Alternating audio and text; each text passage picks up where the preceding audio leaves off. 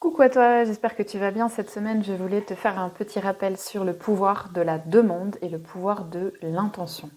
Le précepte à partir duquel je base cette idée, c'est que nous sommes énergie, tout est énergie. La densité, c'est juste beaucoup d'énergie mis ensemble.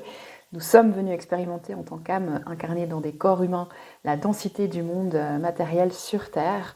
Mais ce qui est intéressant, c'est que quand on se reconnecte à notre être énergétique, tout devient à nouveau illimité. Et la seule personne qui crée des limitations, c'est toi, c'est moi, c'est nous. Donc par exemple, l'abondance existe déjà, il n'y a pas besoin de la créer ou de l'attirer, elle est là.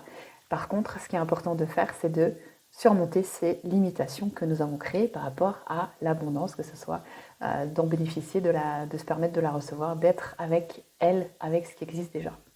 En 2012, j'avais déjà quelques petites expériences avec les soins énergétiques et je me suis formée avec Luc Baudin, que tu connais peut-être, quelqu'un de très très calé, très intéressant.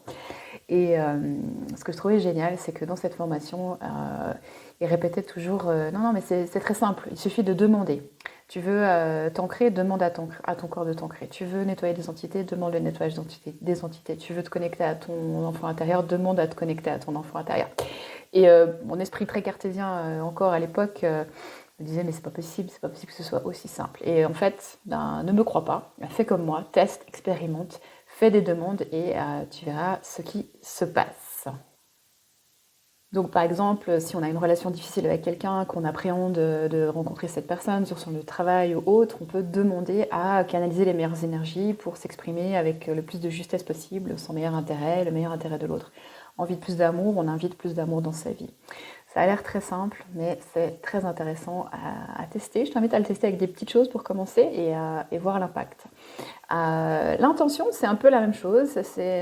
Pour moi, c'est un tout petit peu différent. L'intention, c'est une question de ressenti. C'est-à-dire, c'est la certitude que si je me connecte à l'émotion, eh bien, je vais vibrer ça et je vais attirer ça dans ma vie. Donc, c'est vraiment pas quelque chose qui part de la pensée, c'est quelque chose qui part d'un feeling, d'une émotion, d'un ressenti. Et c'est une fréquence, donc on va se connecter au résultat et à quelle émotion ça me procure le résultat, ce que j'ai envie d'attirer dans ma vie, d'obtenir, d'être, etc. Donc par exemple, j'ai envie d'être dans une relation amoureuse, je vais me connecter à l'émotion, comment je me sens quand je suis dans une relation amoureuse épanouie. Même chose pour mon entreprise, si j'ai envie que ce soit une entreprise qui fonctionne à merveille, une belle connexion avec les clients, etc. Je me connecte au ressenti une fois le résultat terminé. Et c'est la certitude que c'est possible. Donc si ce que je te propose ne fonctionne pas, je t'invite à regarder quelques pistes.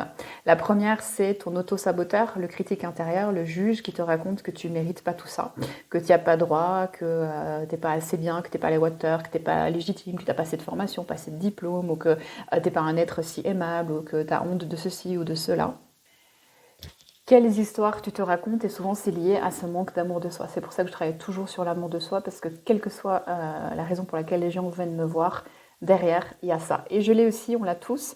Et plus on travaille sur soi, et plus on peut développer cet amour de soi, et plus on va pouvoir grandir, et plus on va pouvoir s'épanouir. Ça ne veut pas dire que le critique ne revient pas, mais on sait mieux le naviguer, mieux le gérer, et mieux voir mais quelles limitations est-ce que j'ai encore créées aujourd'hui. Donc tu peux te poser vraiment ces questions. Quelles limitations est-ce que je suis en train de créer, et comment je peux transformer ça. Rappelle-toi que l'univers travaille pour toi, pas contre toi. Et si tu n'obtiens pas ce que tu souhaites, c'est peut-être parce que tu as justement encore un blocage, encore une limitation et que ton âme essaie de te montrer le chemin. Donc par exemple, si tu te dis ah mais je rencontre jamais les hommes que j'ai envie de rencontrer, c'est toujours pourri mes relations, je suis dans les mêmes schémas, bah, demande-toi si tu t'accordes cette valeur de rencontrer la bonne personne. Qu'est-ce que tu sacrifies? Est-ce que tu sacrifies tes besoins? Est-ce que tu acceptes d'être dans une relation qui fonctionne pas pour toi? Même chose pour le job. Si tu dis ah je suis toujours dans des jobs qui me plaisent pas ou je me fais maltraiter, un environnement toxique, etc. Demande-toi, mais du coup, à quel moment tu décides d'en sortir vraiment, à quel moment tu décides de changer, et qu'est-ce qui fait que tu continues d'accepter ça, ou pareil si tu es sous-payé. Donc oui, ça demande de fermer une porte potentiellement avant que l'autre soit ouverte. Mais l'univers, il t'écoute, il te regarde, et il fait que ça, envoyer des tests et répondre à ta fréquence vibratoire, à tes demandes et à tes intentions. Donc teste, expérimente, et bien sûr, si besoin, je suis là pour t'accompagner. Très belle semaine!